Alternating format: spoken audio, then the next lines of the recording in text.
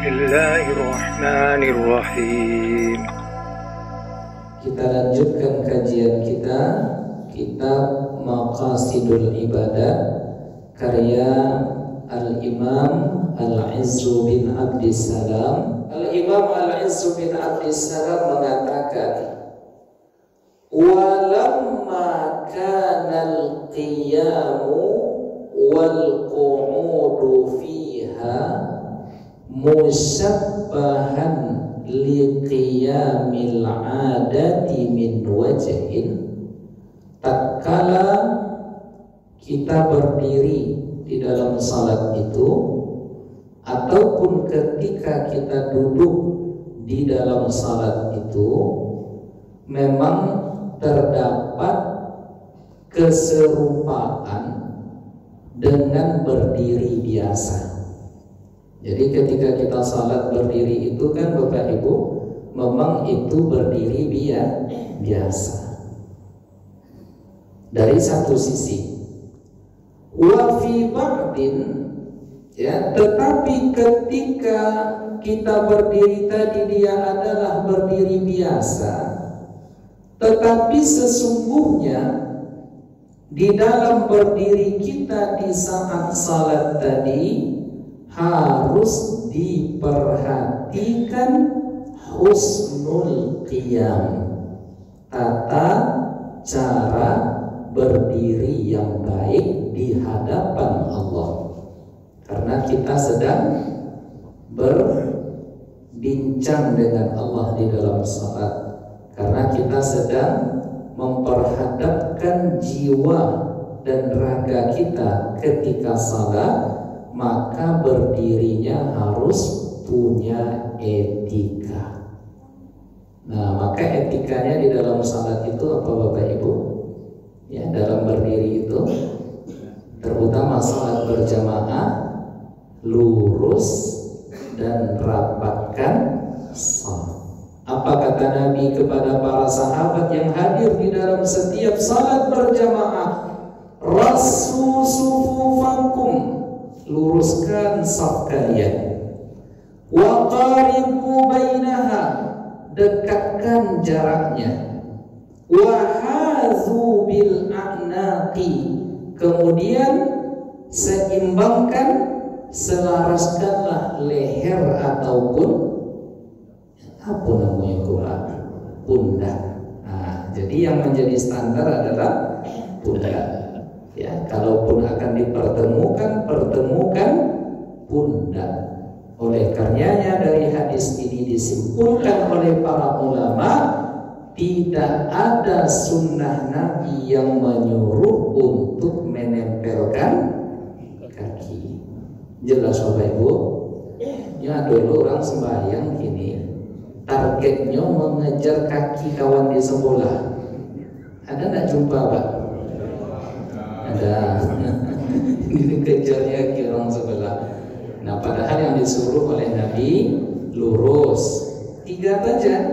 Setelah itu dekatkan jaraknya, kemudian pertemukan, selaraskan pundak. Hanya itu, Nabi tidak menyuruh untuk mempertemukan kaki.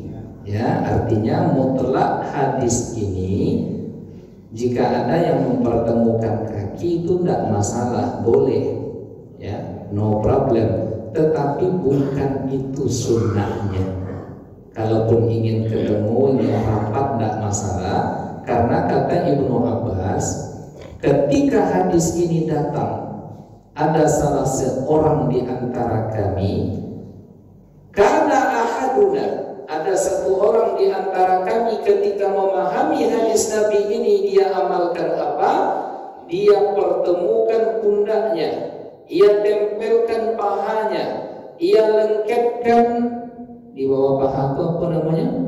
Lututnya, ia lengketkan lagi betisnya sampai qadamaihi, kedua tumitnya itu dipertemukannya dengan sahabat Nabi yang di sebelahnya. Tapi kata Ibnu Abbas, ini satu orang ini inisiatif dia aja yang buat kayak gitu. sedangkan yang lain tidak. Maka karena dia sendiri yang buat, mayoritas tidak membuat begitu, maka yang satu ini tidak menjadi standar hukum.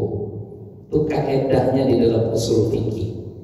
Jadi satu orang sahabat melakukan, sedangkan sahabat yang lain tidak melakukan, maka yang satu ini tidak menjadi standar hukum.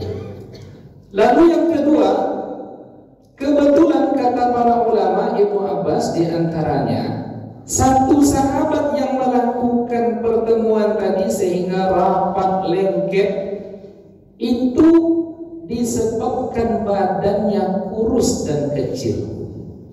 Nah, jadi kalau orang kui badan itu kan mudah nempel itu Pak. Tapi kalau kayak kakak saya ini agak berisi, ini sedikit kan agak sulit itu menempelkannya itu. Ya, dia kebetulan waktu itu kata Ibnu Abbas dia kurus, ya ceking badannya, jadi mudah ketemunya.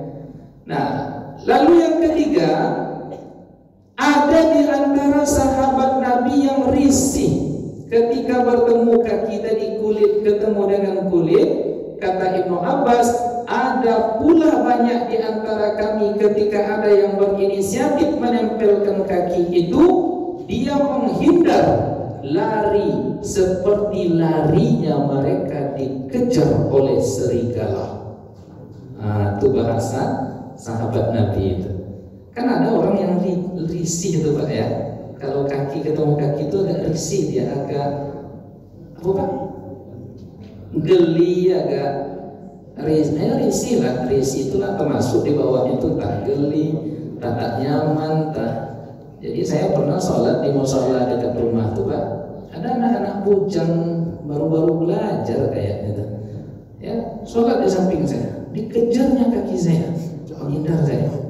Dikejarnya lagi, menghindar dia. Dikejarnya lagi, sehingga rata sopi rasoba. Ya, dan dia pun akhirnya, bukan jiwa Bapak. Akhirnya ini mengang. Aduh, enggak Bapak Ibu nampak orang sholat ditolaknya mereka, wah, kaki angkang dia, ada enggak? Jadi dikejarnya kaki kita. Padahal etika berdiri seperti itu dimakruhkan di hadapan Allah, apalagi di atas sana. Jangankan di hadapan Allah Bapak Ibu, pas upacara juga mengangkang itu macam mana Rasul itu? Upacara 17 Agustus orang kan mereka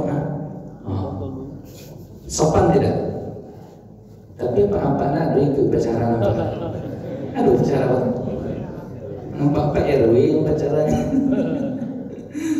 Jadi jangankan di hadapan Allah, di hadapan manusia pun kata Syekh Nuruddin Idir, pola berdiri seperti itu menyalahi sunnah Nabi.